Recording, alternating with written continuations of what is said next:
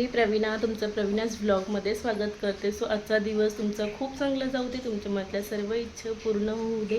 जसं की तुम्हाला माहिती आहे आता मार्गशीर्ष महिना स्टार्ट झालेला आहे आणि आता हा सेकंड गुरुवार आहे. सो मी माझे गुरुवारचं व्रत वगैरे कसं करते, मी त्याची मांडणी कशी करते ते मी आज तुमच्याबरोबर शेअर करणार आहे. सो मी तयारी वगैरे करून ठेवली आहे. एक मिनिट सो मी इथे सगळं सामान घेतलं आहे पूजेचं, मला जेवढं लागणार आहे तेवढं, जेणेकरून मी पूजेला बसली की मला उठायला नको सारखं म्हणून मी सगळं सामान इथे काढून घेतलेलं आहे. आणि माझी सगळी कामं आवरून झालेली आहेत. रियांश पण सकाळी स्कूलला गेले, त्याच्यानंतर माझी सगळी कामं आवरली आणि आता सकाळचे 8 वाजलेले आहेत. सो मी आता पटकन पूजाची तयारी करून घेते.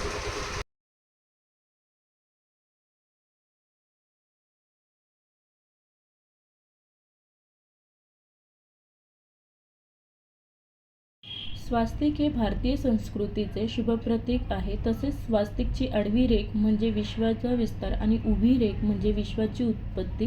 कारण स्वास्तिकचा मध्यबिंदू हा भगवान श्री विष्णूचा नाभिकमल असून श्री ब्रह्मचे उत्पत्ती स्थान आहे. स्वास्तिकचे 4 बाह्य बाजू म्हणजे धर्म, अर्थ, काम व मोक्ष असे आहेत. स्वास्तिकमध्ये सूर्य, चंद्र, वायू, पृथ्वी, लक्ष्मी, विष्णू, ब्रह्मदेव, शिव पार्वती, श्री गणेश अशा अनेक देवांचा समावेश होत असतो. तसेच स्वास्तिक हे शांती, समृद्धी आणि मंगळ याचे प्रतीक मानले जाते. कोणत्याही अग्रपूजेला मान ह्या चिन्हास दिला जातो.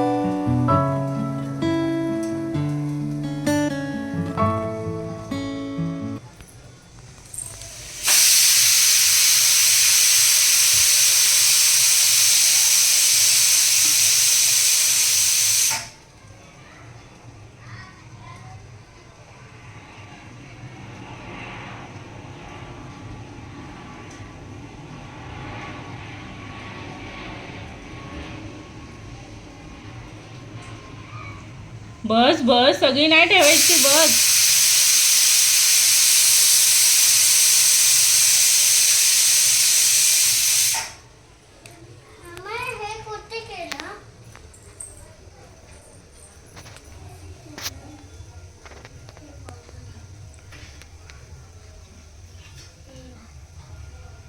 मांडीक मांडी घाल.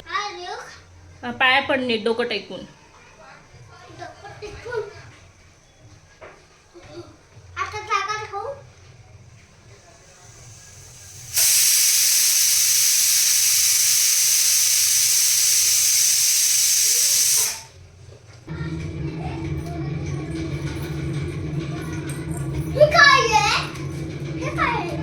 ते उभं करायचं बस खाली.